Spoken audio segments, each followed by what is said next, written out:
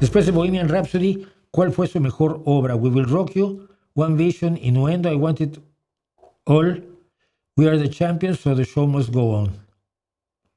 Fíjate, para mí lo mejor después de Bohemian Rhapsody es Radio Gaga. Y esa es de Taylor. Radio Gaga la compuso Taylor. Quizás es por la impresión que me dio. Yo vi Live Aid en vivo. O sea, lo vi por televisión en el momento en que estaba ocurriendo la transmisión en directo de Live Aid desde Londres.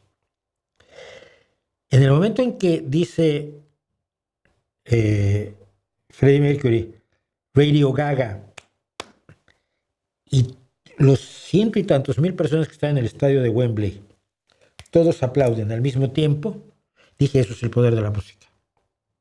Eso es poder. Solo con una cancioncita, con un ritmo, con lo que sea. Radio Gaga además canta como Video Kill de Radio Star o la Radio Music, creo que se llama, la de Rush. Las glorias de la radio que todos nosotros oímos y que fue nuestra puerta para la música, ¿no? Fíjate, son 3 grandes canciones dedicadas a la radio. Video Kill the Radio Star, no me acuerdo cómo se llama la de Rush, es increíble, por supuesto las letras de Neil Peart, y Radio Gaga de Taylor, Roger Taylor. Entonces, para mí es la segunda canción más fuerte de Queen, seguiría We Will Rock You, y seguiría, por supuesto, We Are the Champions, que son clásicos. Todavía en los partidos de baloncesto, a los que yo voy cada 15 días de nuestro equipo de segunda división, estamos tratando de conseguir la permanencia en vez de volver a tercera. Lo llevamos difícil. En los partidos, a los que voy, ¿cuántos mil? 2-3 mil personas estamos ahí viendo el baloncesto, y de pronto te ponen en el medio tiempo We Will Rock You. Y todo el mundo hace. Y cuando ganamos, siempre ponen We Are the Champions. Siempre ponen We Are the Champions. Hacía mucho que no la ponían. El sábado pasado ganamos in extremis. In extremis, los últimos 11 segundos duraron como 10 minutos.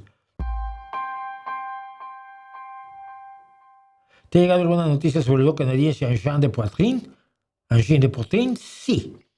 No entiendo la viralidad de su propuesta en YouTube, me encanta su música, pero no la veo para un público mayoritario. Yo tampoco la veo para un público mayoritario. Tiene muy contentos a los músicos porque están haciendo microtonalidad. Suena bien, pero no tan bien, ¿no? Es música intelectual, es como Cage, ¿no? Pues es los que saben de música. ¡Ay, qué bien suena! Sí, suena muy bien. Un rato.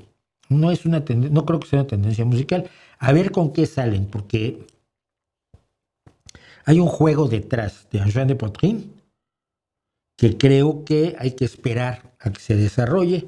Los he oído y he oído muchas reacciones de músicos y de gente de YouTube a la que respeto. Bennett, por ejemplo, ¿no? Que están encantados con el grupo, y solo les he oído una canción, la misma que está en todos lados, ¿no? Que empieza siendo un loop, y ya de entrada los loops a estas alturas del partido pues ya no me emocionan tanto, ¿no? Yo tengo también cosas como creo que el baterista es chica, creo que es chica, igual me equivoco, o muy joven. Pero a ver hacia dónde va. No creo que tenga demasiado recorrido en las condiciones en las que los he visto. Pero el mundo nos puede sorprender. ¿Qué pensás de Close to the Edge de Yes? Creo que es uno de los grandes discos de rock y no tiene demasiado renombre. A ver, el problema de Yes, como Rush, como Crimson, como Moody Blues, incluso como Jethro Tull, como otras, es que el rock progresivo nunca tuvo la gran exposición que tuvieron otros subgéneros del rock, ¿no? De hecho, lo que vamos a hablar hoy de Rhapsody Bohemia está considerado dentro del rock progresivo como uno de los últimos grandes logros del rock progresivo. Y ese es un magnífico grupo de rock progresivo, por supuesto que sí, pero no, incluso entre los críticos de rock no tiene mucho cartel lo que es el rock progresivo. Yo lo siento en el alma.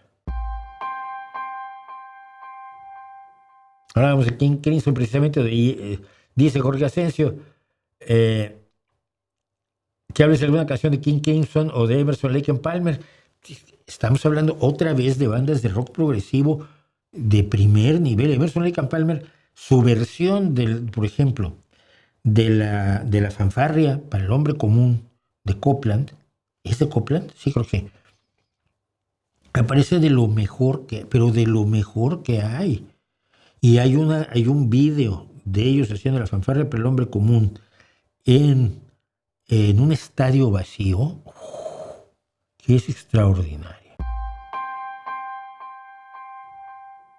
¿Qué es lo que más te gusta de una voz o un cantante que transmita? Me pasa con voces que la gente adora. El cantante creo que es kazajo, no me acuerdo de su nombre. Otra chica que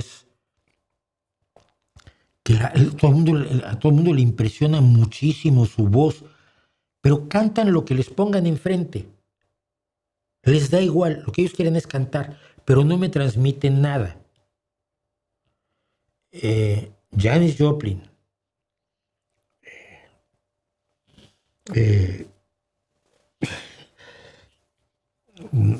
Dios mío, Linda Ronstadt,